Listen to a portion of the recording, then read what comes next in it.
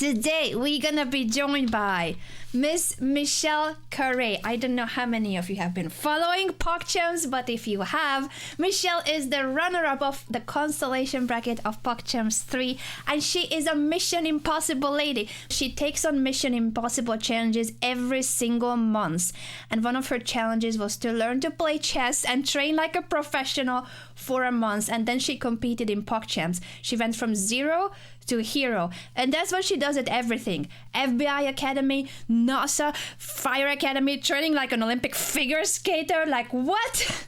Also training like a professional gamer. She has tried it all, and she's gonna be here now with me. Castlevania. Yay, which video is this going to be in, Michelle? We need an update. Oh my gosh, it's so good to see you, Anna. Likewise. Anna, let me tell you, I have been in the chess cave. I have been spelunking. I have been crawling around in the dark. And now I'm here back with you to guide me. My chess Jesus, Anna. Please guide me home. We're gonna start with some of your games. There are good and bad things in the games. We're gonna try to point out both. So Okay. we will not be just constantly working on the mistakes. We will also highlight the strengths, but it's gonna be a combination of Michelle is really good at this and Michelle can still do better at that. Perfect. Amazing. I got my notebook. Always. I had my notebook for Magic the Gathering. I learned it from you. I learned everything from you. How to take on a challenge professionally. Let me set up the board. I hope I did not forget how to do that. There we go. Let me know if you can see the pieces moving. Yes. Amazing. So this is your game from about a day or two ago. You played it very recently. Oh, not this. When this game was happening, Garrett was actually filming me, and I was like, I'm quitting chess. I know exactly what's about to happen in this game. Oh no.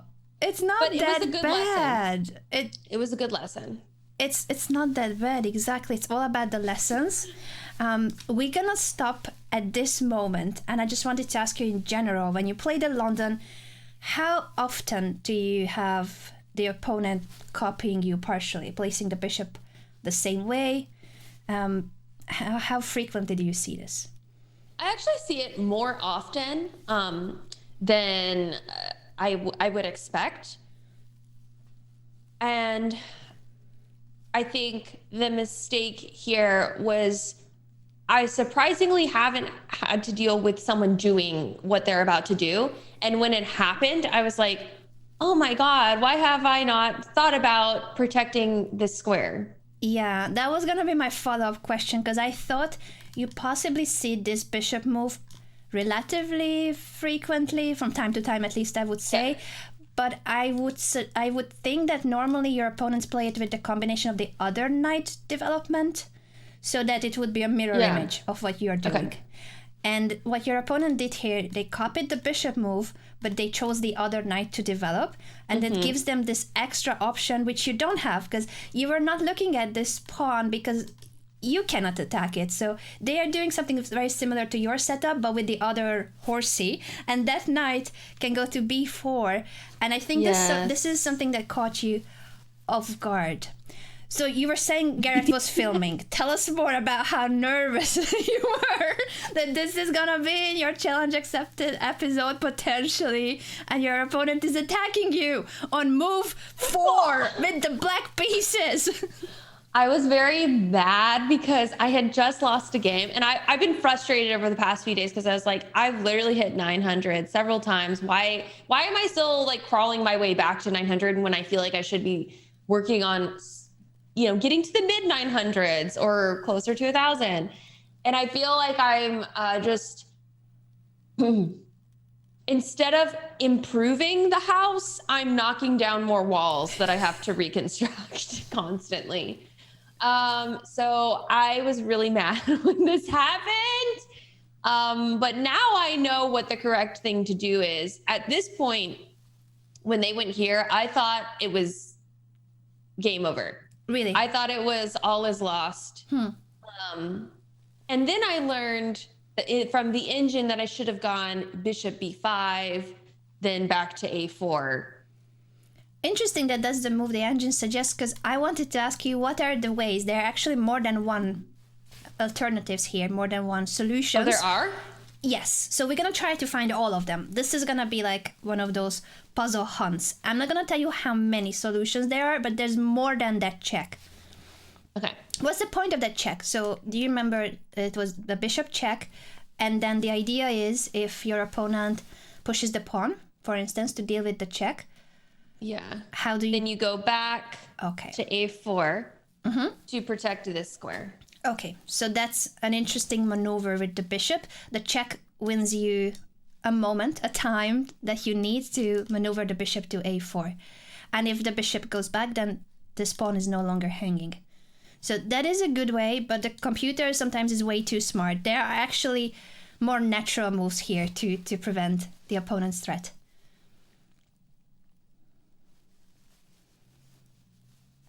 What pieces can protect that? Because in the game you push the pawn, and so as you're saying, you thought that there was no way out. You just push the pawn so that it's not taken, but the check is there anyway, and it picks up the rook.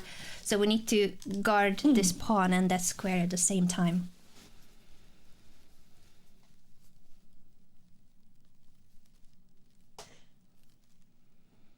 Is it...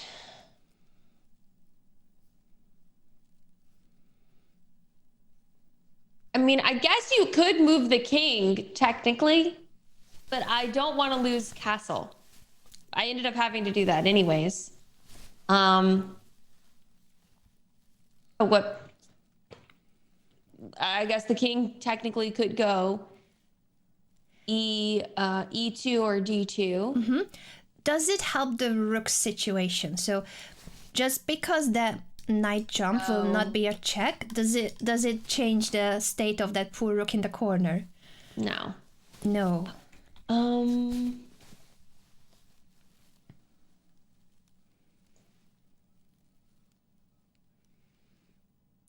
I guess you could push the bishop out.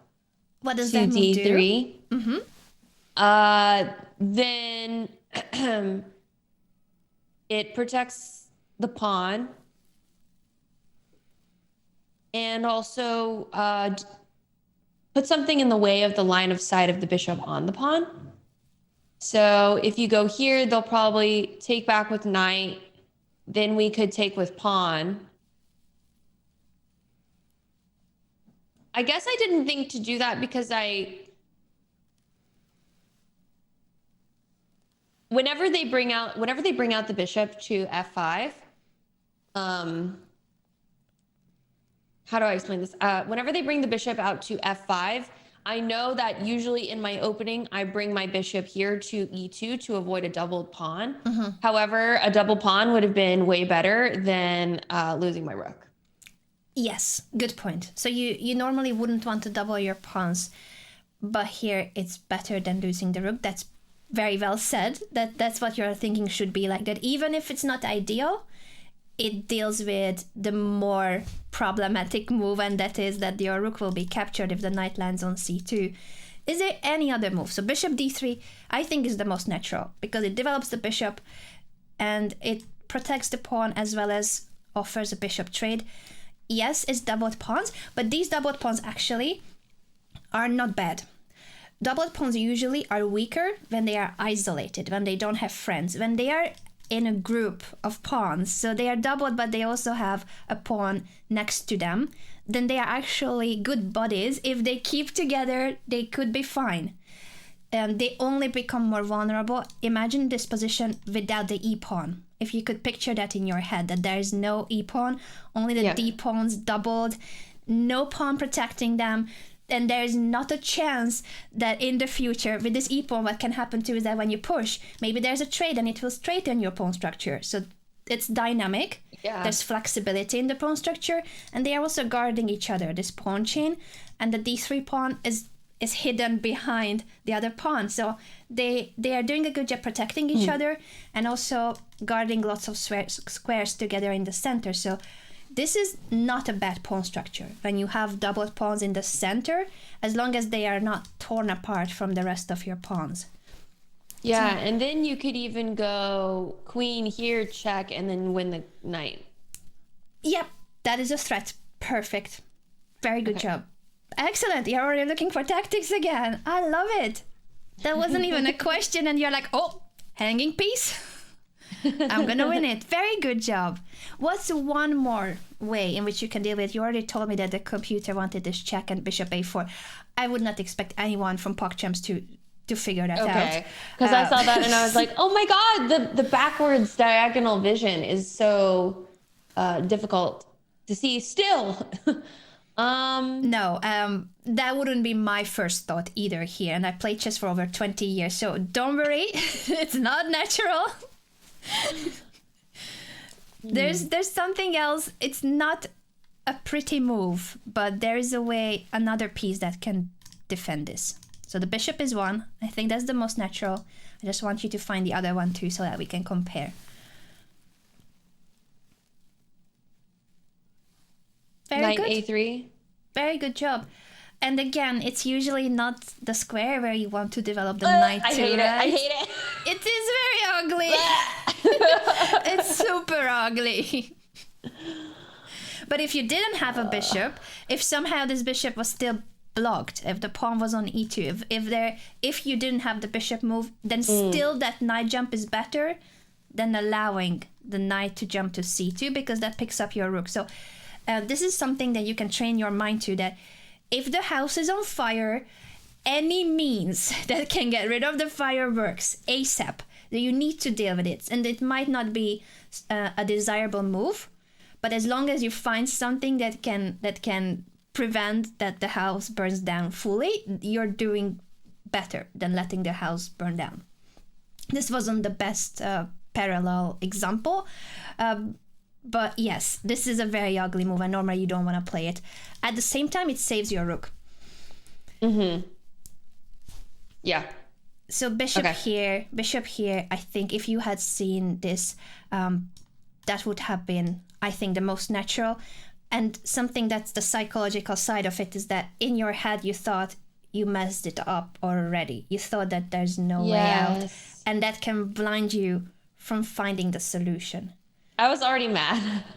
Yes, it happens to all of us on all different levels, but it's the same kind of feeling that you think you already made a mistake, and you're just upset or angry or any negative emotions that might come from the mistake.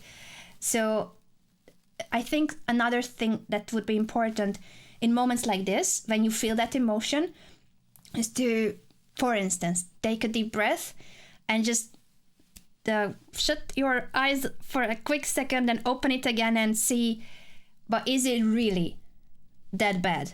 Just to somehow, whatever works for you. Again, it's very personal. If it's with breathing, if it's with closing your eyes for a moment, if it's just, I don't know, tapping your hand, anything that you can come up with. Like for a moment like this, when you think that you're in huge trouble, do something that will remind you that you might not be seeing the full picture.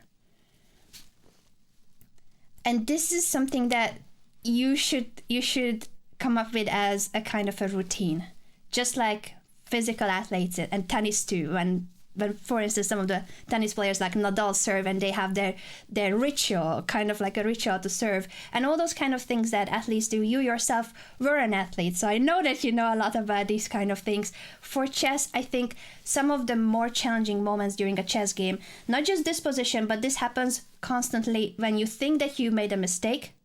That's super challenging to get through that moment, because in your head you're calling yourself a loser already and you think that there's no way out. So we lose the game, or we make a bad move in our head, first and foremost because of the feeling that we failed, that we made a mistake. And we just need something that you do, something super quick, a movement, breathe, a breathing technique, anything that's very quick, a few second thing. You're right, because you actually have told me about this during PogChamps, and that is something I have not this idea of taking a moment for myself and having almost like a physical reset for a mental challenge is something I have not been doing in my games at all. Because especially off stream, I'm just like, okay, I got to do another game. We'll see how I can get my elo.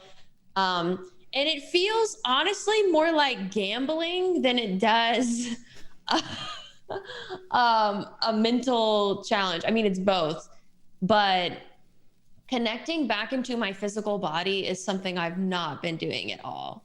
And that's a really, really great reminder. Okay, I'm writing this down. I'm glad that you're writing it down, and I will want you to tell me if in a DM, you don't have to say it on stream, what is it gonna be for you? Because I think it's very personal, whatever works. When I used to compete over the board, for me, sometimes it was just simply, I would pick something in the playing hall. Lots of times there are paintings in the room, because it would be like hotel meeting rooms where some of the tournaments are held.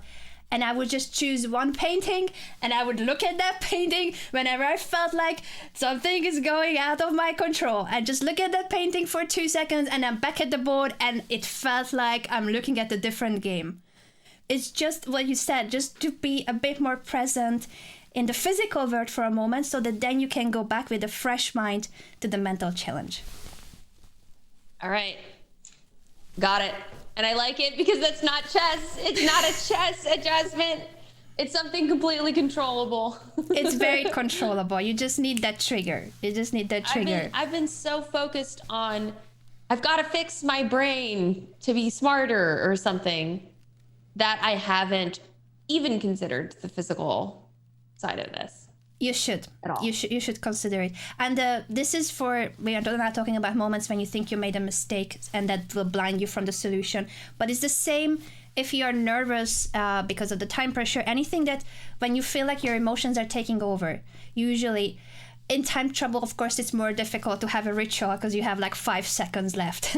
But any moment where you think that your emotions are getting too out of control. And again, some of these feelings mainly come from, oh, I made a mistake, but other times it could be you're up a rook and the game is still on and you're like, why am I not converting this faster? Why will I even see checkmate? Just when you blame yourself for certain things or when you are nervous, those moments are great to connect with the physical world and then get back to the game. Yeah. So if you do that next time, you will find the move, I'm sure. Awesome. I also have to share something someone in my chat just said. Will Whalen says, anime know 4 languages, but only speaks 1. Facts. Thank you guys. Really appreciate it. I have an amazing student though, so it's easy to go this deep and share this much when the student wants to learn this much. Fiona, thank you for raiding us. Let me introduce my amazing student to Fiona's community too. This is Michelle Khare, PogChamp 3 runner-up, and she still is on the grind because PogChamp 3 finished, but not Michelle's challenge. Michelle, would you like to tell the newcomers to you from Fiona's challenge? Fiona is one of my longtime chess friends and a fellow chess streamer. Oh and my they goodness. may not know about your challenge accepted series. Hello, Fiona and Fiona's community. My name is Michelle. I'm a YouTuber. I do a series called Challenge Accepted where I take on different challenges for extended periods of time, diving into new communities and learning new things. This time I'm doing chess and my goal is to hit 1,000 elo. I'm crawling my way there, hovering around 900. And Anna Rudolf here is so kind to give me a lesson today to help me get my life back in order. We are on track. And one thing that you did very well in this game, if we are going back to that moment, so you lost that rook because you thought you made a mistake, you thought there was no way out, the rook is gone, and yet you didn't give up. Michelle, from one of the pre-PogChamps sessions, all those weeks of grinding, I think wouldn't have had this much of strength to keep going. You wouldn't have resigned because you never really resigned. Because luckily, that's something we didn't have to teach you. But sometimes you did resign in your head. So you would keep making moves, but your moves weren't really along the lines of, yeah, I'm gonna trick my opponent, and even though my position is completely lost, I'm gonna somehow find a way to make them make a mistake too, and I'm gonna make a comeback.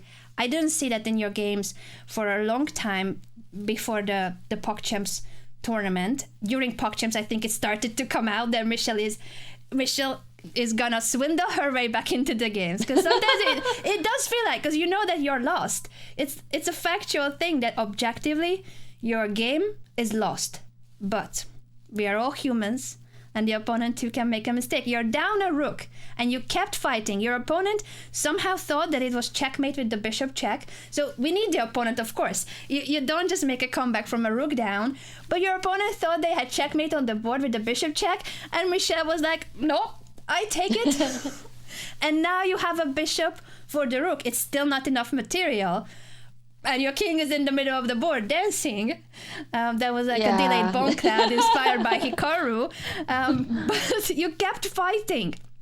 And that's what matters. This knight eventually also wanted to grab more pawns. I think your opponent got very greedy here. Having won a rook, then they blundered the bishop, but it still is an exchange up. And they wanted more. They wanted the a2 pawn too, instead of developing the rest of their pieces. Because a rook up or exchange up is nothing if your army is sitting on the back rank. I think that's something here that's true, yeah. You did very well that you kept going even though your king is in danger. But your pieces, at least you have 3 minor pieces developed. There's no direct check to your king at the moment, even if it's in the middle of the board, it's surviving. So you are doing a lot better in that than your opponent. And I think you know what was going to be one of your threats here. If the knight stays here, let's say your opponent develops the knight. I think you had this move in your head, I think. What are the opponents, how are the opponent's pieces doing? And when it comes to the king's safety and unprotected pieces, what does that tell us? I think here, I the first idea that comes to mind is a4 check and then win the knight. Yeah. I know you would spot that immediately, because this knight, you wanted to attack it earlier too. I hate it! Yeah, it looks like an annoying piece that captured your rook. It's time to punish it, right? Time to punish the knight. What can the opponent do? Because this would be a great move, and you should play this move. But now we're going to turn the tables and imagine this is your game from Black's perspective. You've just gotten a check, your knight is hanging too, and again, it's one of those moments when you're like, oh no, I blundered. So this is where you're going to have your physical presence reminder. And once you're back to the board, once you're back to the position, what is it that Black can do? They could go knight c6. Yeah, the only move to save the knight. And you will only see these kind of moves again if you are in a calm state and you don't think that it's over. So very important. Yeah. Very good job, Michelle. Your opponent, instead of this, went to capture the pawn, and Michelle sees it. This too is unprotected.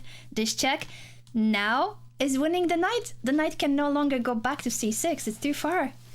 You won not only the bishop, but now the knight, so you have 2 minor pieces for the rook. Game on! You lost the rook, on move 5, and this is move 13, and you have regained all the material within just 6-7 moves. We need the opponent, of course. Your opponent made mistakes, but that's how it works. You made a mistake by giving them the rook and not realizing that it wasn't over, and then they made mistakes too. So this is just how it should be. Never give up. Always fight on. Never give up. Always fight on, and by that we mean continuously searching for strong, aggressive moves, that kind of moves that you can find in Puzzle Rush, in tactics, that, oh, this is a hanging piece, oh, this is a check, how to attack the opponent and get your chances back. So this game I really liked for the fact that, yes, you missed how to save the rook, but you made a huge comeback. And this is something that Michelle, a couple of months ago, wouldn't have been able to do. You were training so hard, but the mental side of it was missing, that you would believe this much in yourself. You're so much more confident. Even when you're down a rook, you are more confident than how you were at the beginning of your journey. And that's amazing. That is amazing to see. Down a rook, Thank and you. Michelle is unstoppable. You went back to e1 with your king. This is amazing too. You have a king in the middle of the board, and this is not something you normally would have. You normally have a very safe king that castled. And then you are like, okay, I need to develop the bishop, so what do? I walk back to e1 with the king. And even though you will not be able to castle, this is the right move because the bishop is free and you're threatening to take the pawn with a check. This is great. And this is very creative. Not an average move at all. Your opponent wanted to win the knight. And here again, I don't know if you remember how you felt in this moment. Did you? I was crying. No. I was like, I'm losing again. Chess. That's how I was doing. Oh no. Did you think that you made a mistake again, that the knight is pinned and you're gonna lose the piece? Was that your You initial... mean when I found the next move? Yeah. I think I was just like mad. I was like, fine, I'm going to put a check on your queen. Okay, that's good. I was wondering if it hit you at the start that, oh, this is an issue, it's pinned, because you found a way out. So again, it's one of those moments when sometimes you do need the physical reminder. Maybe here you didn't need it, which is amazing. You still have that check, but that's not what will solve the issue fully. The issue is here on the e-file, that your knight is pinned and you cannot move it. So you realized, okay, I cannot move the knight, but if the queen is chased away, that will free the knight from the pin. So you found a way. You found a way out. Very good. I forgot that you didn't move it in the end, but that's a minor detail. Move what? The knight, because I was like, you found the move, but then you didn't follow up. But it's okay, because sometimes it happens. Maybe you were confused that it doesn't have a good square to go to. That happens sometimes. Yeah. Did you think your knight was trapped? Maybe. No. I think... I actually don't know. No worries. Sometimes it's difficult to go back and see. But, well, we are not here to tear apart every move one by one. It's more the overall mentality of how, from a difficult spot, you came back, and even this position where your knight is pinned, you found a way out of it. You ended up sacrificing it, maybe also for the attack, actually, because now that you have the second knight on e5 and you're threatening to take on b5. So it also was possibly part of your idea, the sacrifice. And then look at you going after the opponent's king. There were many, many crazy things that happened in the game. But this is another one of those moments when you could get nervous that your king is under a massive attack. The rook and the queen are trying to get to your king. And you found a way. You found a way to just, I block. So the rook is hanging and the queen is hanging. These are those tough moments when, again, things can go very differently if you think you already made a mistake, if you think that you should have done better before. And we cannot go back to the past. We can only change what's on the board currently. And this is the final position. Michelle gave checkmate on move 34 from a game that started with a rook down on move 6. Yay! Incredible comeback! Incredible comeback. And you're not playing against people rated 200. This is... All of your opponents have very similar ratings to you. You are rated in this game 879 and your opponent is 848. It's almost the same rating as yours. But do you think they played the same strength as you in this game? In the beginning, yeah. They found a way to capture the rook, and then they went too greedy. They couldn't hold on to the material. I think your knowledge is a lot more complete than your opponents. I'm not here to do any criticism on poor Trale. Greetings to you in case you're watching at some point. But I feel like your knowledge is a lot more complete in a sense that even when you are in trouble, you're resourceful and creative enough to find ways out. It takes a very good player to make a comeback from a very difficult situation. We all can do very well when we are up material. Most of us, if we don't spoil the advantage, of course, but it's a lot easier to play when you are winning. Yeah. So you did amazing.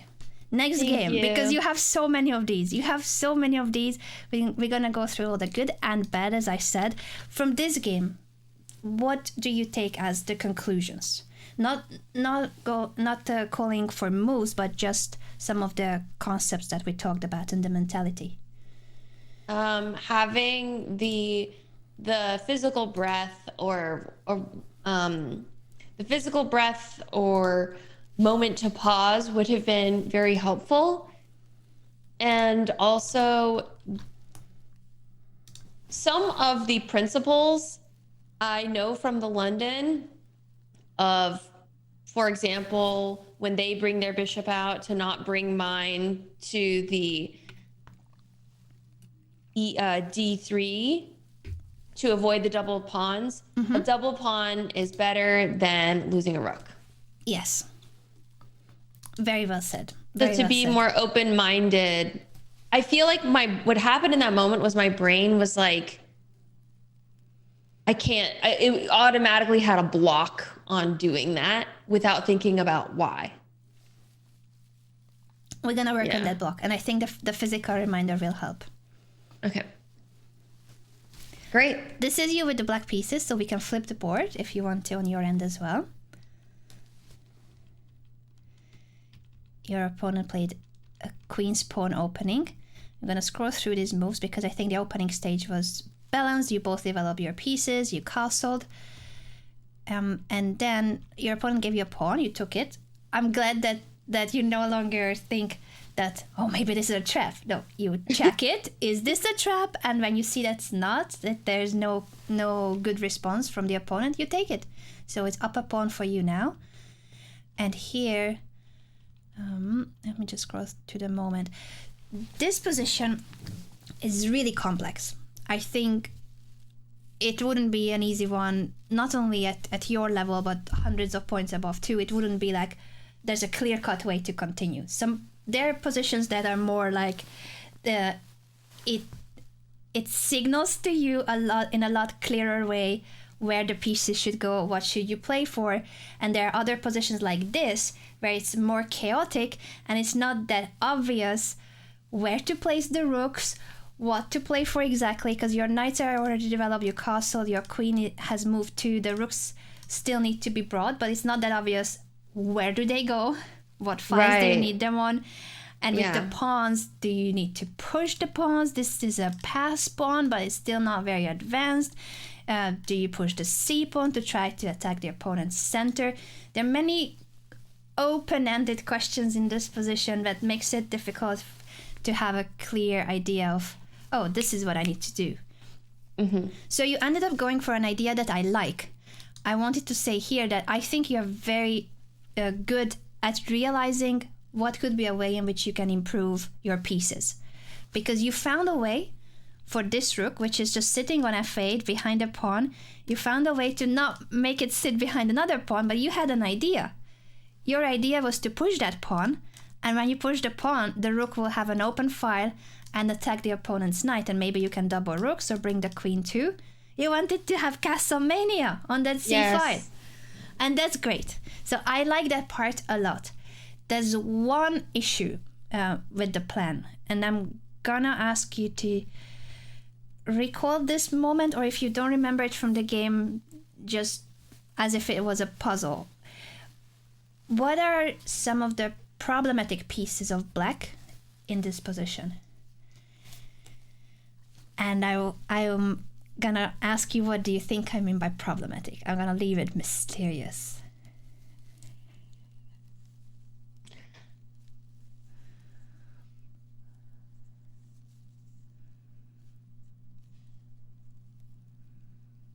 I think the problem is there's a lot of stuff like hanging by a thread. My knight is hanging. I feel like I could have brought my queen in here to back up the rook. But their problematic pieces are if they wait, hold on, let me do the math here. Okay, so if they push here, it becomes a problem because to take back,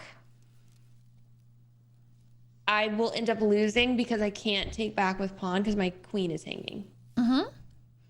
So you're looking at a potential pin if the knight is gone. If you trade, the pawn cannot take it. Yeah, that's a good point. That there could be a pin on the d-file. And you were talking about some of the loose pieces, some of the unprotected pieces in your camp. Which ones exactly are the pieces that aren't quite well supported? Well supported? Yes, unprotected pieces. Which ones in your camp?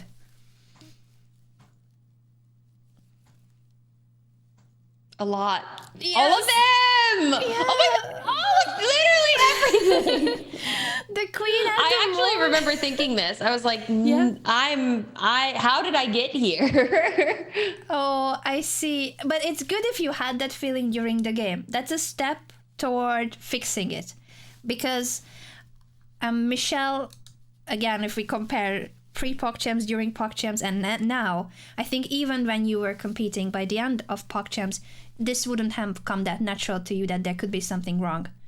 Because unless you see the move that refutes it, unless there's a knight fork, unless there's a way the queen will be lost, so unless you spot the winning move, I don't think you had the instinct back then to know that, wait a second, there might be something very bad happening to my pieces.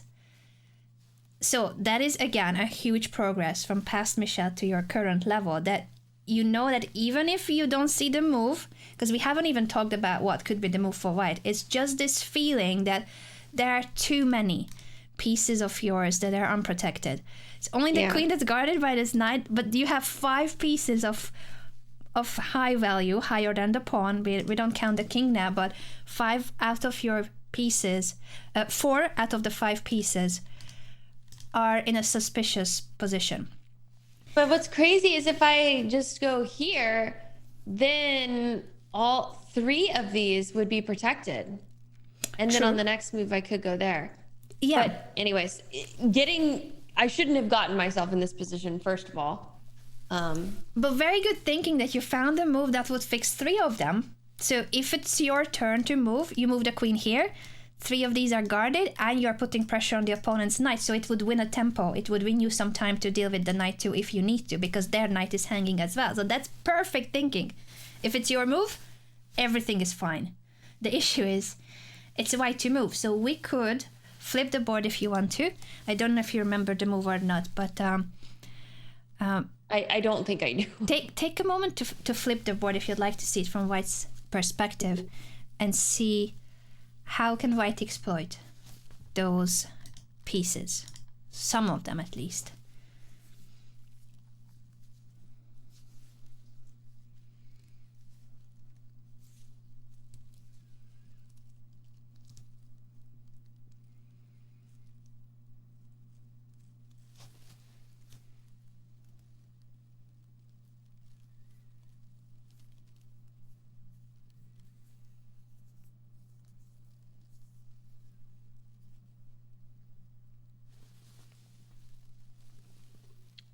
Rook a4.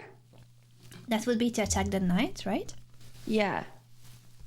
Can you point out more moves that can attack the black pieces, and try to see if there are any alternatives that would attack more than one?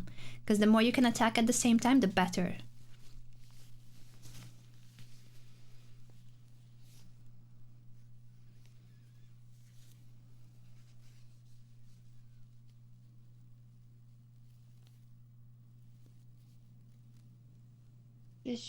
Bishop a2. To attack? I guess that doesn't really help because black has 4 pieces looking at this pawn, and I would only have 3. Yeah.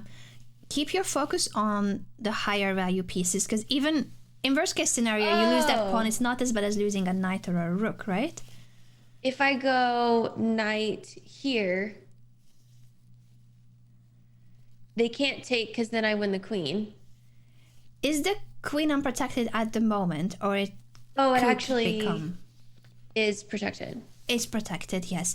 I think you still remember that when you were explaining that if it's pushed and you take with the knight, because if the knight goes away, then yes, it's true that there would be a pin on the d file, but not at the moment. So the only piece that's so far looking safe enough is your queen. So we focus on everything else, the 2 rooks and the 2 knights. And you may not be able to attack all of them, but the more you can connect, try to connect those dots on the board. What if I went queen d4? What does that do? It attacks both knights and the rook. If 3 of your pieces are hanging, do you think there is a way out? And you will try to find a way out, because that's what we are learning, that even if you feel like you messed up, you're gonna have your moment of reminder to the physical to the physical world and your own body, and you come back with a fresh mind. But sometimes even after doing that, it might not be enough. Although even when you're in trouble, you can still and should come up with the most resilient defense. So even if you are lost, you still should find the most, the kind of like among the losing moves, among the losing variations, you would choose the one that can give you the better practical chances. Just like in the previous game, you're down a rook, so you're lost. But you don't give up, and you find ways in which you can make it difficult to your opponent. So objectivity doesn't matter. What matters here is to keep fighting, keep trying to make it difficult for the opponent too. So if we say you cannot defend 3 pieces at the same time, right? It's too many. But you want to try to defend as many as you can, and maybe counterattack too. Is there anything that you could counterattack while defending some of your pieces? Me is with the black pieces now? Yes. So we can flip it back to your side. And this is one of those troublesome moments, but we need that your creativity and also your resourcefulness and fighting spirit will guide you to the best option in troublesome situations too. So if they go queen d4, I think I would still look at queen c6 because it protects the knight, the rook. It also gives additional support to this pawn, which doesn't super matter. But then if queen takes here, we can take back with rook safely. So you have guarded 2 of your pieces, and even though your knight cannot be protected by the queen move, but you're attacking their knight. So overall, what does that mean, Michelle? That you have found a move. You have found a move that solves it. You have found a move in a Mission Impossible. This is Mission Impossible on the chessboard. That there shouldn't be a way out. Because 3 of your pieces are hanging. It's way too many. Way too many. So if 2 pieces are hanging, sometimes there's a way in which they can protect each other. If it's only the rook and this knight, you can, for instance, move the rook back and the rook is guarding the knight. But 3 pieces, too many. Too many, unfortunately. And then you say, okay, I'm guarding 2 and I'm attacking their knight. So overall, if they take the knight, you take their knight, and the material count is equal. You made it. Yay. Well done. Well done. This is how you're going to come back from difficult situations in your next games, because I think these are really the most challenging moments in everyone's games, not just at your level. My level and above, it's always very challenging when psychologically you're not quite feeling confident in this moment because it feels like you have made a mistake, and you probably did, because it's your move that gave this opportunity to your opponent. So partially you are right, but no one cares about that. We cannot travel back into the past, so no one cares that past Michelle made a mistake. We only care about current, present moment Michelle. How can she make it better? So it doesn't matter that you made a mistake a moment ago. Absolutely out of your mind if you think about it. What happened here is that because of the mistake, you made a bigger mistake. And that is the chain reaction that happens in moments of, panic. I made a mistake. Things are wrong. And then you might blunder even more. So this is completely natural, unfortunately. Okay. But next time, you're going to have your reminder, and you're going to come up with the best possible, most resourceful move. And that can perhaps save the day. It could have saved the day if you move the queen here. Yeah. And possibly you could not just save material, but this is anyone's game. I think now with the extra pawn and all your pieces defended, you possibly would have won the game. This, for the result, you still fought on. Of course, it's a lot more difficult to make a comeback from a queen down. So you made a huge comeback from the rook down. You still tried. I'm glad that you tried to make a comeback from this one. If your opponent makes a mouse slip, that could happen. If your opponent loses on time, that could happen. So it's good to fight on. It just becomes more and more difficult, of course, against opponents of 800, 900 rated level. But until here, you played so well, and even this plan. So the fact that you have come up with an idea where you can activate your rook so that you have the c5 for your rook. For next time, the only thing we're going to add to that is that when you are searching for an idea, so in this moment, I think here, before you move the rook and you come up with this idea, again, I like the idea, but you're going to have to double check if after the trades, whenever pawns are traded, the evaluation of the position changes, because the pawn trades open up lines and files and new squares are available. So you need to reassess the position when pawn trades happen. Piece trades as well, but pawn trades are the ones that give new squares and new opportunities to the pieces, mainly. So here, it is a huge difference that after this pawn trade, the queen can come here and attack 3 of your pieces. Without the pawn trade, white had a pawn on that square. That square is not available to the queen. You made it available. And that's why it's next level. So this is gonna be still a task you need to remind yourself to do. That you had the right idea, that you need to activate the rook, but you also need to consider the downsides of trading that pawn, that it gives this free square to the opponent. And then what we have discussed, but it's just to practice a bit more about the unprotected pieces in your opponent's camp and in your own camp. Even without pushing the pawn, when you look at this board, in black's position, what are the unprotected pieces?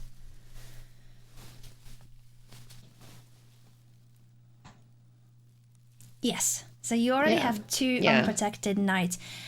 That for future games could give you a bit of an alarm moment that maybe it would be good if you could support one of them or both before you open up the position. Because the more open the position, the more likely that there will be access to those pieces.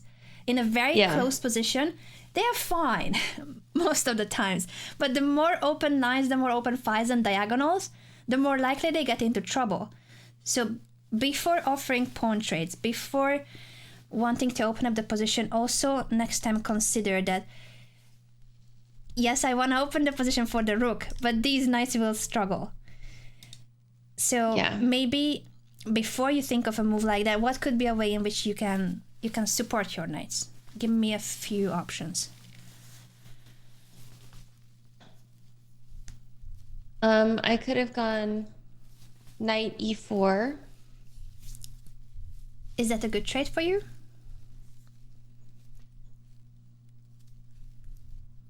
I guess it's not. No, because then I lose a knight. Yeah, you don't lose the knight, but you do lose a pawn, right? Because there are 2 minor pieces that can capture. So they have the knight and the bishop, and you only are defending my with god, the pawn. I didn't even see the bishop. My god. Okay. It's very hidden. It's not supposed to be in the back rank. I guess I could have gone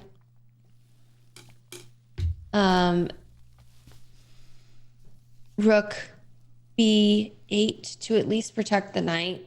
Yeah, that could have been another placement for the rook, because you moved the rook to c8 with the idea of pushing the pawn, but you can also move the rook to b8. Very good. Very good. So it is protecting the knight. Again, just because they're unprotected pieces, it doesn't mean they immediately will be in trouble, but it's something that you need to be careful about. So the more your pieces are guarded, the less unprotected pieces, so to say, the safer. And it's a good move. So it doesn't mean that you need to make moves that are awkward. It doesn't mean that you have to move this piece away from the unprotected square. It's to try to develop and improve your pieces in a way that they support pieces that are unprotected, so that there will be no issues in the future. Yeah. So that's a great rook move. And you can also push this pawn because that's your passed pawn. I'm just going to make a random move for white. This is your passed pawn. And by pushing it, you support the knight. And in the future, you can keep pushing it because that's an extra pawn. And there's no one in front. White does not have a pawn on the A nor the B5. So if you get to push this pawn far enough, that's going to be an issue for white to deal with the passed pawn. Yeah. Very good, very good. So that could have been a way.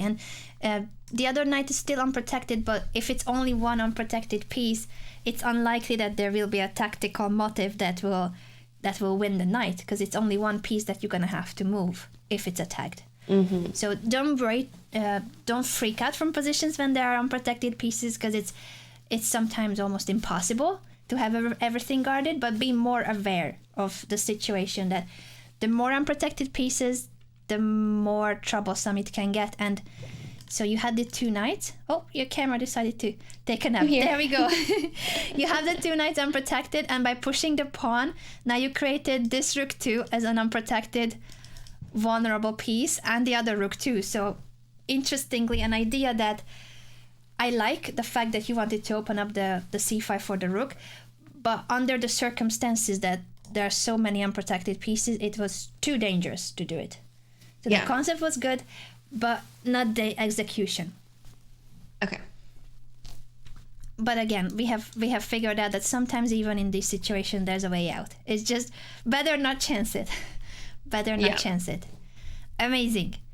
We are moving on to the next game because we're gonna have a couple of more of these games where you have come through very difficult challenges. I know that most of your challenge acceptance series is based on very difficult physical challenges, but during your chess training, you have gone through all sorts of difficult mental challenges, and these games, they are mini challenges of their own. Yes. I'm going to show you the next one, and I think you'll remember what was the big challenge in this. Okay. What's the takeaway from this game? The one we have just seen. The takeaway from this game is, and feel free to move the pieces if that helps to go back and forth any position that you want to look at. But again, I'm not curious about exact moves. It's more about what can we learn from this for the next games. Oh my God. Poor queen. Okay, the takeaway here is don't play chess late at night. Yeah, that's something I've fallen into many times too. And you won back some of the material, so again, you did well trying to make a comeback. That's number one takeaway. And number two is, I remember that moment when that queen happened and I was like, everything's unprotected. How did this happen? So I think just thinking about, with each move, is this piece protected? Is this piece protected? Yeah, that's a good exercise to have, because the more you do it, the more natural it becomes. That it almost will feel like there's a special effect that highlights those pieces for you in your head. If you look for it, it's gonna become like a split second it's gonna take for you to just notice, oh, that knight could be in danger. So be more aware of your unprotected pieces. And if you do the same in your opponent's camp, their unprotected pieces, that can highlight potentially troublesome pieces in their camp. So you will start realizing more and more opportunities for you too, how you can win a piece or how you can connect the dots. It's unprotected pieces and always, always, always the king too. But if we go back to this position here, so the king is something that you will always need to just remind yourself of, how are they doing. But your king here, how do you evaluate this king situation?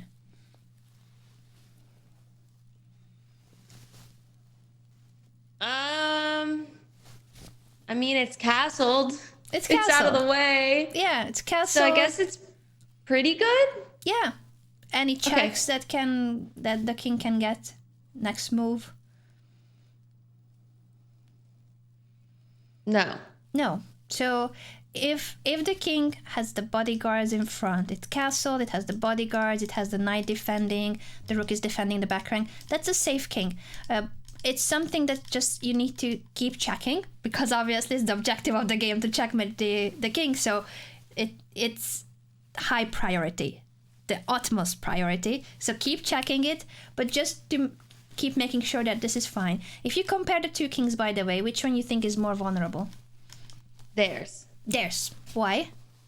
Because they, like, all of these pawns are pushed forward. Yeah. So you have one similar pawn push, but they also push the f pawn, and that makes their king more airy and potentially more vulnerable. Mm-hmm. Very good, very good. And even like this, their king 2 is okay here. In the future, maybe it will not be okay, but here it's fine, because you also cannot give it a check immediately. There's no, maybe in the future you could bring the queen, the knight closer, try to checkmate. So there can be ideas in the future, but nothing immediate. Okay. So unprotected pieces and the king situation always. If you keep checking it, just to build this detector in your head that highlights those potentially troublesome pieces. Okay. Perfect. Got it. And with pawn trades, just remember that pawn trades open up the position. So always remember to again, check your pieces. Are they gonna be safe when the position opens up? And if the knights were protected here, or if you see this queen c6 move is just super difficult, then this is the right idea. To open up the c5 and bring the queen here. So everything would have been great. It was just very difficult, the execution with so many hanging pieces. But the idea was perfect. So keep trusting your intuition, because this is not easy. To see that this rook stuck behind a pawn, you need to place it behind another pawn and then push and then free the rook. That is above 1,000 level, Michelle. You think it's difficult to get to 1,000, but you come up with middle game ideas that no one has taught to you. This is not something you learn. This is the London and I do this and that. You came up with this. You're very resourceful. You put together these details in your head that I want to have an active rook, and then I double rooks and I bring the queen and the c file is mine. You created it. Very good. Very good job. Thank you. Next game. And again, this is going to be another one of those challenging ones.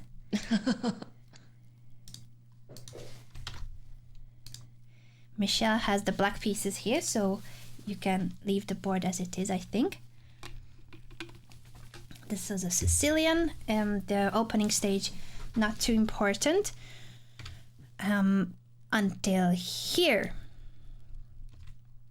So your opponent played maybe in a way that's not the most common, but that happens all the time. That your opponent, whether with white or black pieces, at some point they will deviate from what you know. And that's when you need to think a little bit, based on what we learned from the previous game, what's going on with your position here, if you look at the black pieces.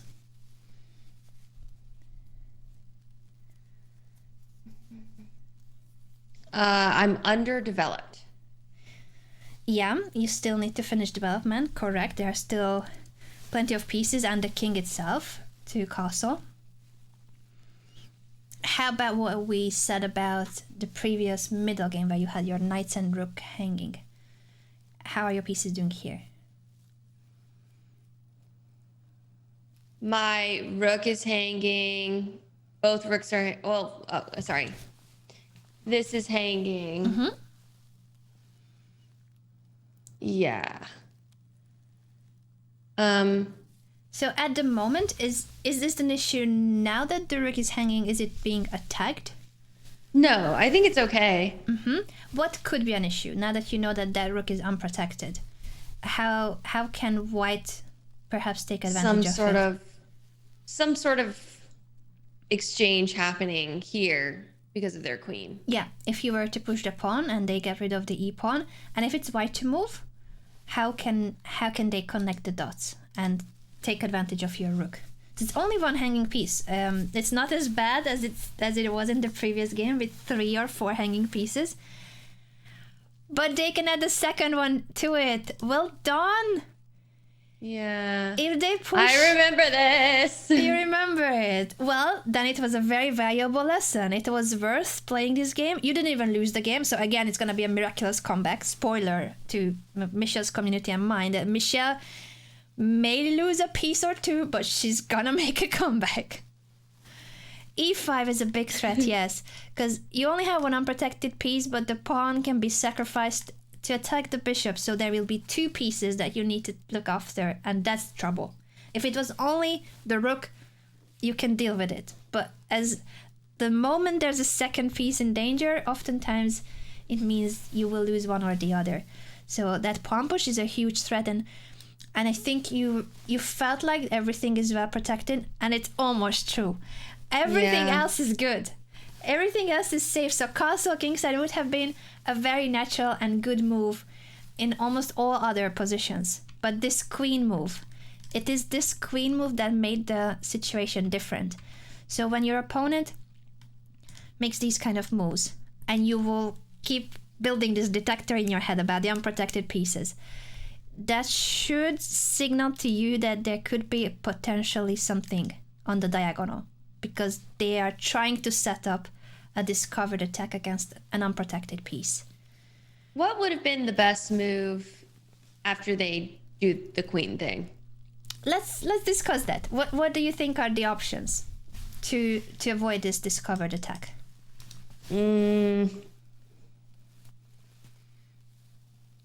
Bishop b7, rook b8.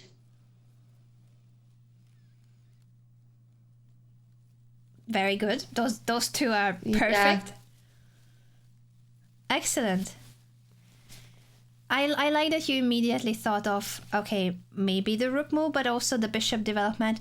There's one thing we need to add to it, and that's the king situation. So again, unprotected pieces, but also always, how is my king doing? So your instinct was telling you to castle, and that's the perfect instinct and very good idea in a way that if you move the bishop, for instance, what could go wrong with your development? Can white do something about your plan, or just castling next move and life is great? Yeah, they could go here, check, and then I guess I have to lose my queen. Would you want to lose the queen, or would you? What are the options? Tell me about all the options so that we compare. I would just manually move my king, I guess. Yeah. So again, it's not ideal, but it's better than losing the queen. True. Okay. So you would move the king and you would fight on, and this is nowhere near as bad as having a rook down. You probably are still better here, by the way, even if you didn't even if you didn't get to castle. You can castle by hand. You will move the king to g7, and then you can bring out the rook. It's not the end of the world, but it's better to not have to do it, because you are not used to having to make king trips like this. Okay. And you don't have to, because it's better to castle. So that nothing beats castling. It's natural. It's safe. But because of your rook, you didn't have time to castle. That's the only issue. It would have been the best move on the board if it wasn't for the rook. So now that we put together these 2, that if you castle, there's e5, and if you move the bishop, there's this check. Which move would you pick then to prevent the discovered attack?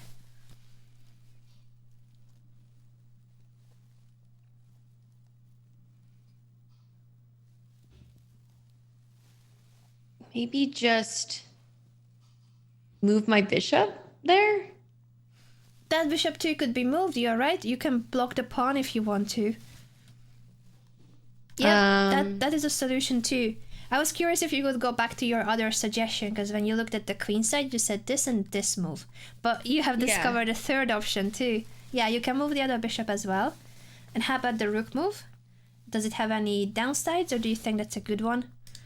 This move? I guess technically this is hanging, but nothing's really going for it. Yeah.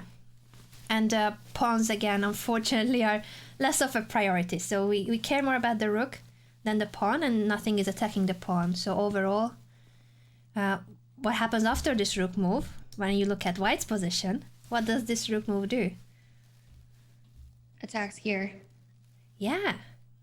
And that's cool because your bishop too is indirectly attacking on that diagonal. It's attacking at the moment the knight, but it could be the entire diagonal. Because I was thinking, if I go here and they try to go here, then we win the knight and the rook. That could be a pattern in the future. What is it? Oh, but then they would take. Never mind. Yeah, but that's the right way of thinking. Because I'm telling you about unprotected pieces, but my other made-up term is I called the unprotected pieces loose pieces, and this would be a semi-loose piece or semi-unprotected, which is not an official chess term. I just made it up to have a term for something that is. It's protected, but it's protected by the same number of pieces as the number of attacking pieces. So overall, it's almost just as troublesome because all it takes is for the queen to leave or to be chased away or for you to attack this with something else. How can you keep putting pressure on that knight? How can you add on?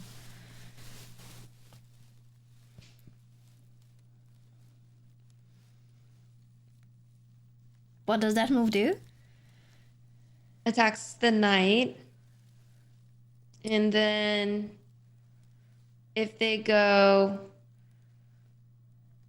I guess they can't really do anything.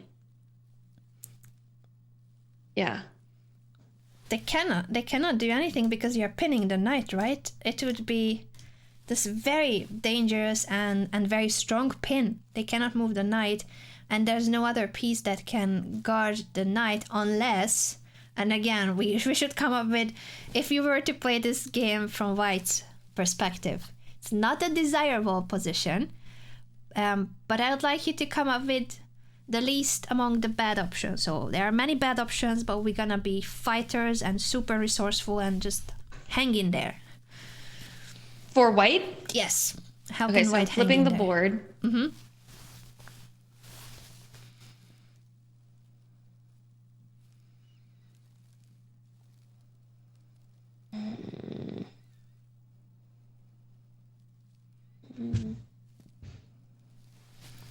So again, remind yourself of the threat of black, and if there's any way, even if it looks like a mission impossible, if there's any way to deal with that threat.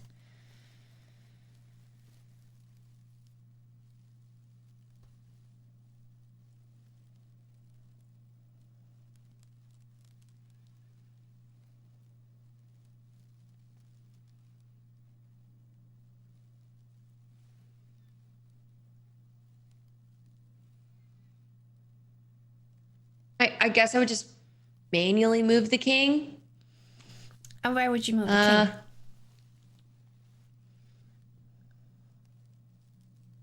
Towards the knight?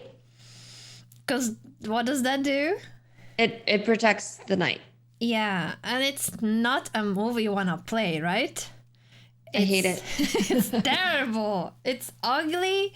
It's dangerous. The king is supposed to castle soon, and instead it's dancing in the middle of the board. But sometimes you gotta do it. Because if you don't, it's even worse. If this knight falls, it's the piece itself. So one piece up minimum.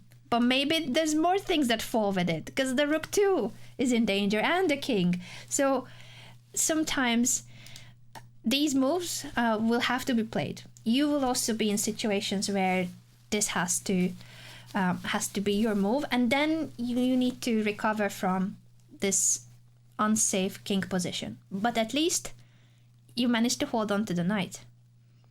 So it's not ideal, but it's the least of bad among the bad options. But then couldn't I go rook takes here? You take with pawn. Oh, but if you take this way, never mind. I like the idea though, because you wanted to bring another piece to the attack of the knight. So that is, again, very good intuition that you immediately search for. How can I keep adding the pressure onto that knight? How can I keep? And if you manage, if there was a way to bring the rook to the attack of the knight, then you're winning the knight. And Yeah. then the king Okay. move wouldn't have made sense if there's another piece coming into the game. But luckily for white, it's not.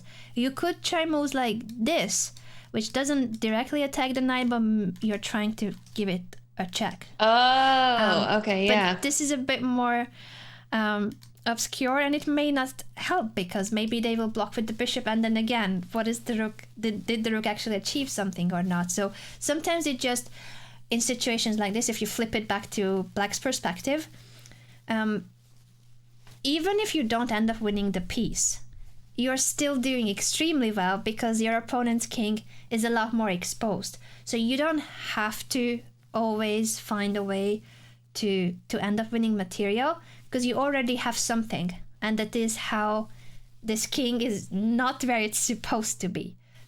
That is gonna be the case even when the material is the same. So no issues not winning the piece.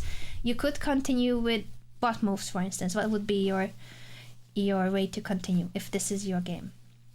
Me is black? Yes.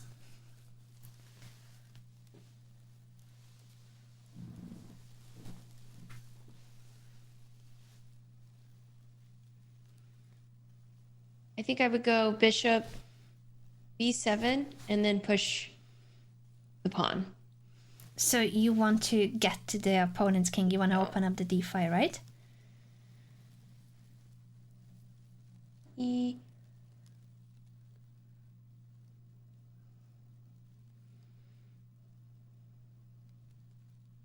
Okay, wait. If I go here, and they do something, then I go here. If they take,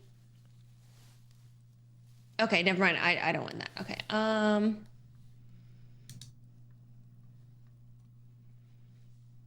Or wait, hold on. Okay, if I go here, and then they do something, I don't know what they would do. Then I go here. They take. I take. Queen takes. But then my queen takes, and we win the rook. I like how you immediately want a chain reaction of winning combinations. Good thinking. Good thinking. There's one thing you forgot along the way. This would all be perfect. The way that you want to develop the bishop, the way you want to open up the position when the opponent's king is in the middle of the board. Perfect thinking. That's exactly what you should be doing. There's just one subtle detail you forgot. And that is that you also have a king.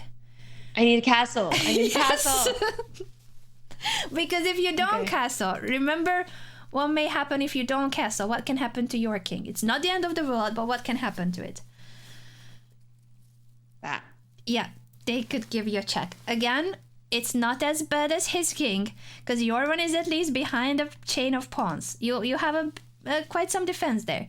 And then you can walk here and everything is fine. But you don't need to allow this. There's no need. You can castle first and then develop the bishop. A couple of the viewers are suggesting the other bishop diagonal too, because bishop b7, very natural and I like it. I want to ask your opinion about the other diagonal. Is there any square for the bishop that you would look at if you were to develop that way? Again, we were gonna castle first, so whatever happens, I prefer that you castle first. But let me just make, I don't know, maybe just a developing move with the bishop for them, here or here. Is there any squares on this diagonal that you think makes sense?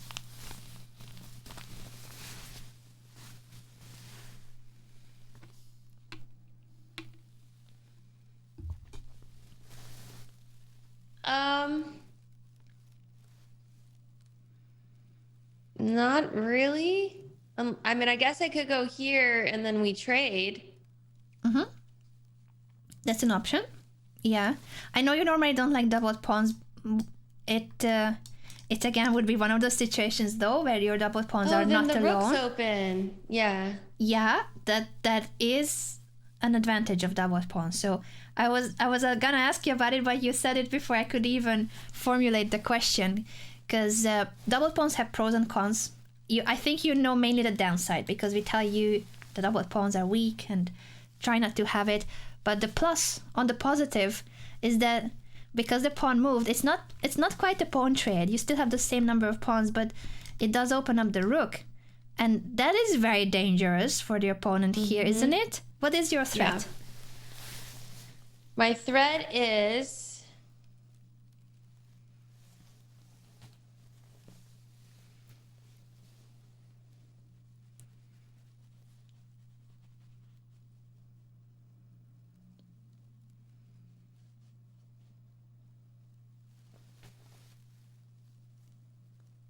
Many arrows. So you're looking at the bishop going this way, right? To take. Yeah. Other ideas. Just let's look at the full picture here, all the pieces.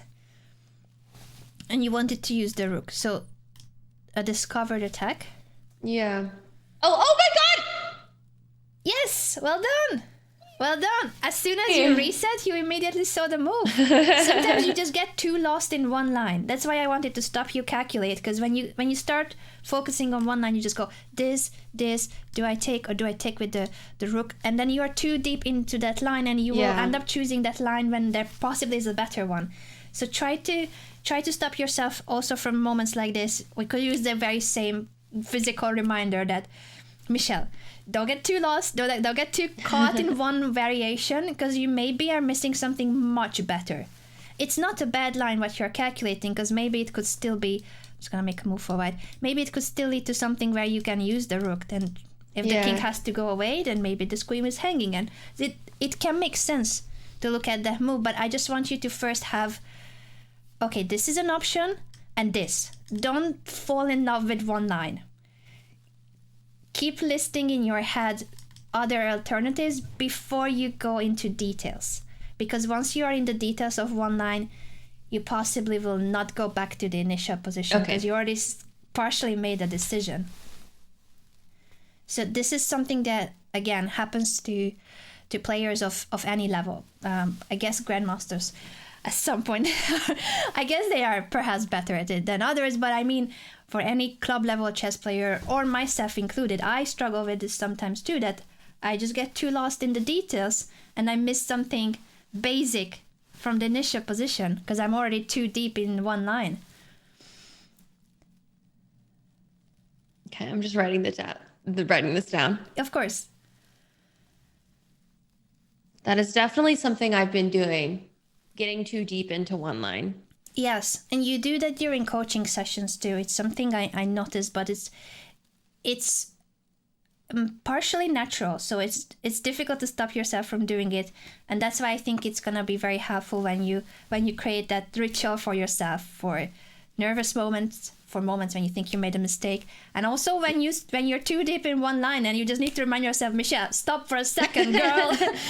Don't rush. Oh my god.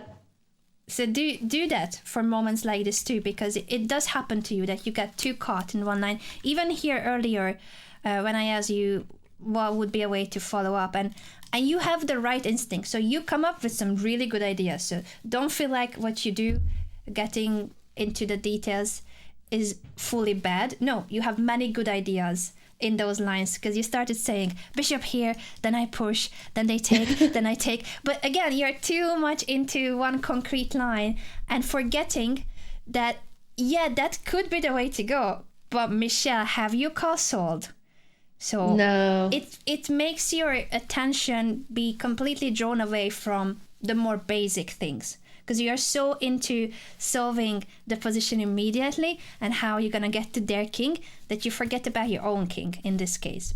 But the general issue is getting too lost in one concrete line and forgetting about other parts of the position, other details. So just try to, again, come back to the physical word for a second, just any reminder. You will tell me what is it going to be, the Michelle way of dealing with those moments, and you're gonna do it in situations like this too, when you catch yourself getting too deep into a line. Okay. And can you remind me, how did we get to that rook having an open file on F situation? Yes, of course. How was that traded? I don't remember. Yeah, so we went for, we reminded ourselves that even though it's very appealing to try to go for the king immediately, we should also care about our own king and castle. Be castled, and then I made a move for the opponent that could be. For instance, this, and I asked you, where can the bishop go on this diagonal? And you chose this square, which okay, yes. normally is not a square you would choose, but here it has many advantages when it comes to this discovered attack. And this is where you started getting too lost in this capture. Okay. And forgetting that the Versus bishop has the G5. more alternatives. Yes. Got it. Another move that the viewers are very fond of, and that's why I wanted to ask what squares too make sense on this diagonal. When you look at this knight, supported by the king and the queen, sometimes the question is, how can I add more pressure on that piece? Or how can I draw their defensive pieces away? So you either add more wood to the fire and you bring more attacking pieces yourself, like you tried with the rook earlier, or you take a look at their defenders and see, is there any way I can deflect one or the other? Is there a way, Michelle? It wouldn't then be the same bishop G5. So you're saying with this bishop move, you could chase the king away? Yes. That partially is true. The only issue with that is that you have your bishop and the queen attacking. So if you move the bishop away and they have to move the king away, you both moved away one piece. You also moved your bishop away. Okay. So ideally, you want to keep your bishop and adding queen. More pressure onto the knight. Yes. Okay. Yes. Let me see.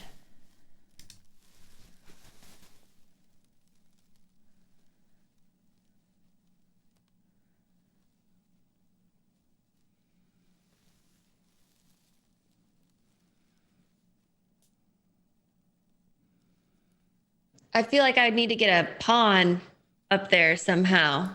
Pawns will be very helpful often, yes. But if they are far, if they are not yet on the 4th rank or near, what can we do instead of a pawn?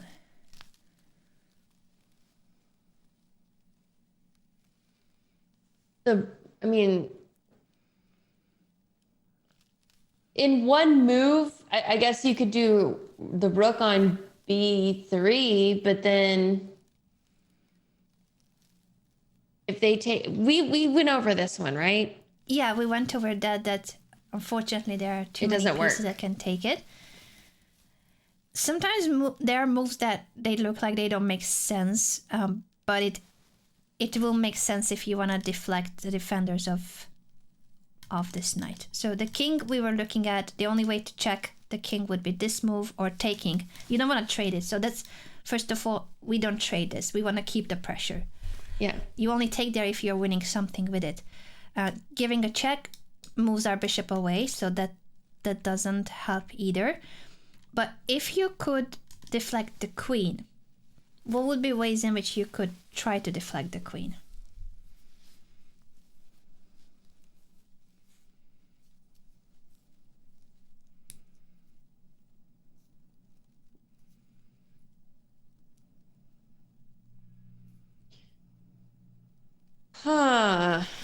You were looking at a move on the diagonal with the bishop. Tell me about it.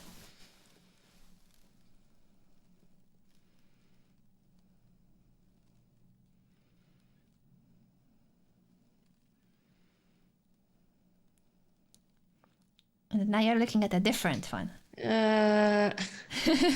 What's with that bishop move? Because you did highlight it. Oh my God.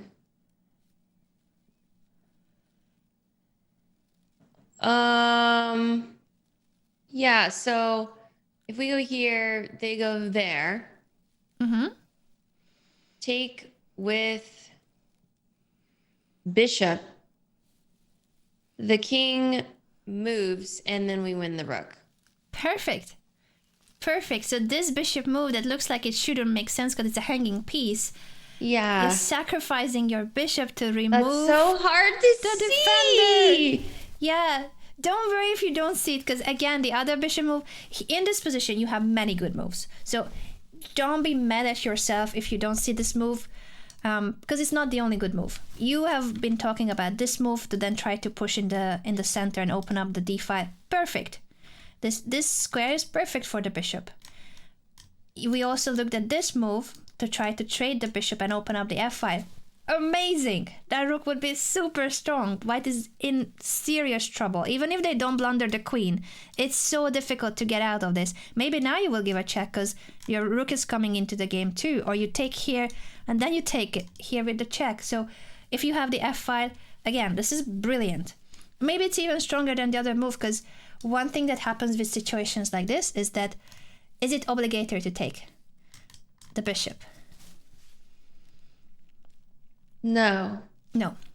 So these moves, this is a strong move, but it's not that white has to take. If they take, you take the knight, so we win the piece back that we sacrificed, and we also win their rook next move. So it all falls apart for white. But they could go here or like here. Yeah, they could try to keep the queen on the third rank, and then it is still a good move because you developed your bishop by attacking a queen, so you won time with it, and now all your pieces are out. Maybe since this queen can still not take the bishop because of the same issue, you could perhaps now use that time to bring the other rook in, try to open the d file later. So this move makes sense, but it's not like a winning move. It's not a forcing line if the opponent doesn't take it. Mm-hmm. In that sense, I almost like this more because it's a bit more in synchrony with, oh, I want the rook in the game too, to bring all your pieces. But both are good, both bishops moves and this bishop move. So it's the kind of situation where, as long as you look after your own king, so castling I think was important, and then next up, just to try to bring this bishop and this rook into the game too and get to this king. Because when the opponent's king is in the middle of the board, you gotta try to open up the position even further. Because that king, the more open the position, the more exposed they are. Imagine there was no d pawn here. Imagine. You almost wish you could give up that pawn for free. Because that would give the rook the entire file and super exposed king. Yeah. So that's something to aim for, and that's why it's great that you were looking at bishop b7 and trying to push. So very good thinking. And it doesn't matter if you don't see bishop g4, because the idea was still good. To trade here or to move the bishop here, try to push. All of them are really good. I'm proud of you, Michelle. I'm very proud of you. Very good job. And now we're going to show what happened in this game, because even though you didn't realize, remember where we are coming from. I know we went very far because I wanted to analyze a bit more king in the middle of the board positions, because that's not something we talk about much. And it happens sometimes that either your opponent's king, hopefully the opponent's king, but sometimes your king gets stuck in the middle of the board. So we need to know how to deal with those situations. Mm-hmm. But you castled intuitively instead of moving the rook, which is, again, if it wasn't for this move, it would have been perfect. And funnily enough, if your bishop was on g7 and your rook is unprotected, it's still okay. It is still an okay move, because e5 is only working because it attacks the second piece too. I should have just retreated the bishop. Yeah. Oh my gosh, thank you, Artie. We have so many raids today, Michelle. Let me introduce you to my gamer friend, Artie Game. Michelle has seen my Magic the Gathering video. Artie was my opponent in the finals. Remember, I played against him at Magic the Gathering, the grand finale. Artie was a really, really scary opponent. Thank you, Dan, for the raid. I'm here with my amazing PogChamp student, Michelle Khare. Michelle, would you like to tell Dan's community about how you do challenge accepted? Because we tried the Magic way on a different level, but you do it professionally every month.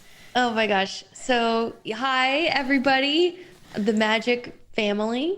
Yeah, Dan plays everything. Michelle. Dan plays also variety games, just like Kevin, mainly based on comedy style gaming content, but he's very good at card games too, because he plays Hearthstone and then he transitioned to this tournament to play Magic.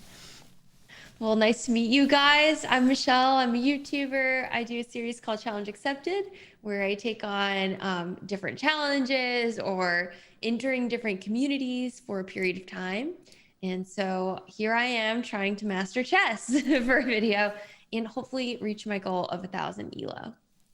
Michelle was the runner-up in PogChamp 3 for the Constellation bracket, played the finals against Nico. And I think present-day Michelle I'm a huge fan of Nico and she's amazing, but present day Michelle is stronger now than Nico. So careful, Nico. Careful there.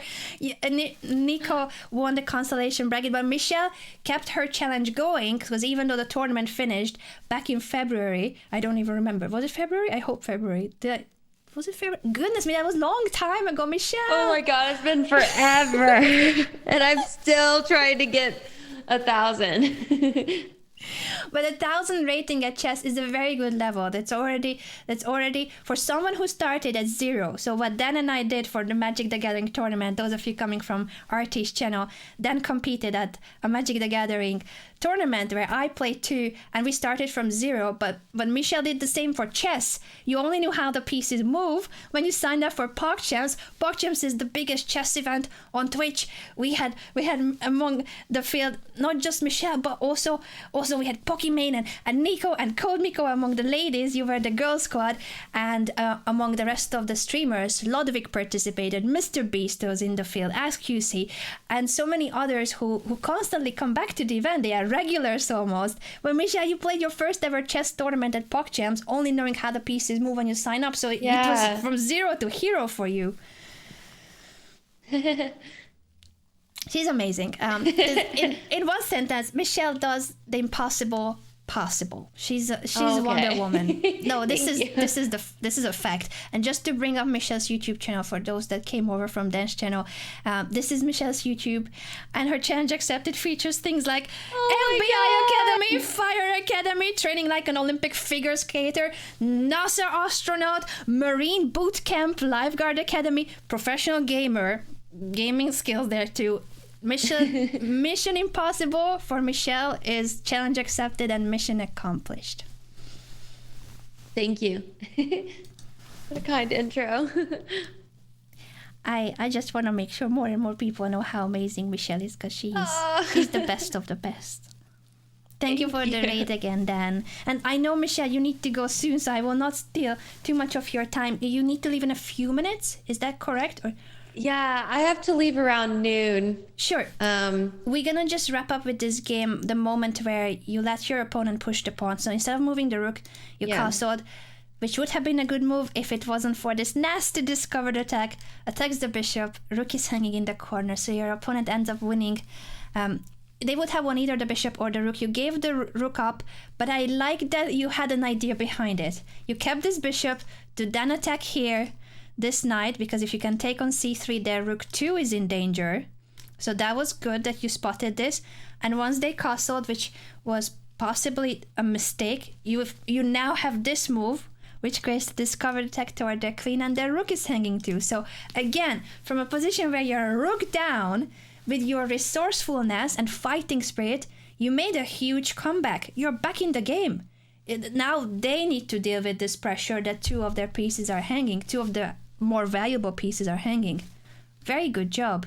And they gave the rook, they gave the queen up. I think they possibly just saw the bishop move. It happens sometimes that piece you touch, the piece you have moved is the bishop. So they look, oh, bishop is attacking my rook. I move the rook. But they forgot that your rook too was attacking because the bishop was in the way. Sneaky attack, and you immediately turn the tables. Now you're up a queen. Yay! But even if they don't give up the queen, even if they had moved the queen instead, you still are taking the rook, so you are back in the game. Yeah. This is what I wanted to highlight, not just how we're gonna be more aware of the unprotected pieces in general and the tactical patterns that can connect the dots, but also that sometimes, not just sometimes, we all make mistakes, and how from the moment when you know you made a mistake, you get into an objectively lost position, you still manage to compose yourself, pull yourself together and try to fight on with the most challenging moves for the opponent, because the objective evaluation doesn't matter when it's a game between 2 human beings. Both of them will make mistakes. We all make mistakes. And this is what gave you the point again. You turned this game fully, again from a rook down. And I was showing to Michelle and to our communities, games that I have picked up from some of the most recent, like the last 6-7 games of yours. I think that's where I picked these up from. And these are just a handful of examples of how you are so resourceful, you're a huge fighter, you make incredible comebacks. Imagine you have a winning position. Imagine you don't even need to make a comeback from a rook down. You're gonna get to 1,000 and more because you have the knowledge and you have the mentality too. Thank you. I'm very proud of you. Yay. What's the takeaway from this game? Because I have 1 minute to make a summary of this. Michelle, what's the takeaway? And from the lesson?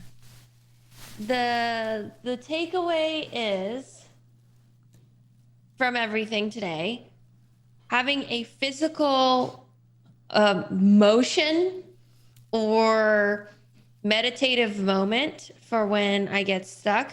Mm-hmm. With each move, ask, when I'm moving it to this new place, is it protected here? Mm-hmm. Also, when I move a piece, does it hang other pieces that it was previously protecting? Yeah, and keep checking for those unprotected pieces, even if they are not related to the move you're making, but the currently unprotected pieces on the board, to have it very much in your mind as potentially troublesome. Then when looking at potential lines, list out all of the potential first moves only for that piece and to avoid getting too deep in one line. Very good. Very good. And we can use that physical reminder there too. Yeah. And you'll let me know what is that works for you. If it's looking at the MK brand behind you, the 2 letters, or just anything in the room or something physical you can touch, or even just what I said, clap. I don't know. Anything. I don't want to suggest too many things because it has to be yours. It needs to be a very Michelle thing, and just keep doing that during difficult moments. So Anna, my question for the end of the lesson here is, what do you think I should do to adjust what I have been doing? What should my final training plan be to get to 1,000? I think you're doing great. From what I see in the games, I know it may feel like what we said at the start, that you're stuck, that there's this wall in front of you and you cannot break it. I feel like you are very close to breaking it. It doesn't feel like that to you because the results still make you drop rating points and you go to 900 or below and you want to cross 1,000. So you feel like you're not making progress. But in terms of the quality of your play, you are making progress. So first of all, patience is going to be required because the results don't always show. And that's a very difficult side of chess and everything, where you are putting in tons of effort and you don't see the results just yet. So it might take more time for the result to be there and to correct the few things we talked about today. As soon as you start developing more that detector in your head about the unprotected pieces and your king safety, just to have that more of a, I think it's gonna become more and more natural to you if you train your mind to make sure that you don't have unprotected pieces, or maybe if there's just one, you know that it cannot get into trouble. So make sure that your pieces are safe, because that will avoid that you're gonna be down a rook, you're gonna be down a knight. So if you're not in a game that starts out with material down for you, you have better chances of winning it. You don't always have to make a miraculous comeback if you practice more that notion of unprotected pieces, danger. Try to guard them. Try to have harmony between your pieces. The piece coordination should be in a way that they support each other and they are not just far from each other and not helping each other. So piece coordination first and foremost. This detector about the unprotected pieces in your camp, and look at it in your opponent's camp, because that can give you ideas of, oh, maybe I can win that piece. Like in the first game, when you were looking at that queen check to pick up the knight, if you remember, that was an unprotected piece. So just keep doing that both for you and for your opponent.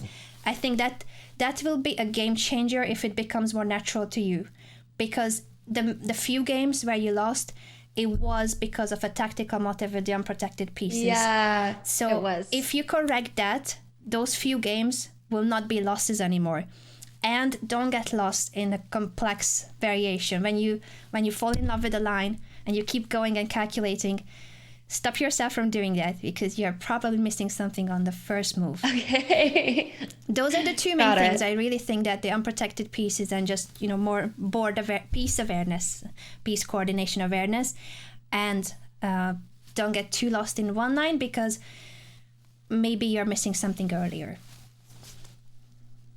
Okay. Focus on those two. I've learned and we so talk much soon again. today. Thank you so much, Anna, for taking the time to have another lesson with me. I'd love to do this again if you're willing to have me. Of course, anytime. Thank you, Anna. You're the best. See you soon, Michelle. You'll let me know when you want to have the next lesson, and I'll be here. I will. And just keep practicing those two things. Okay. Bye. Bye. All the best, Michelle community. Thank you so much for watching. This was streamed live on my Twitch channel where I stream full time, 5 days a week. Do catch us live next time or follow the highlights and the votes here on my YouTube channel. In either case, I really appreciate your support. Thank you so much again and bye for now. Until the next time.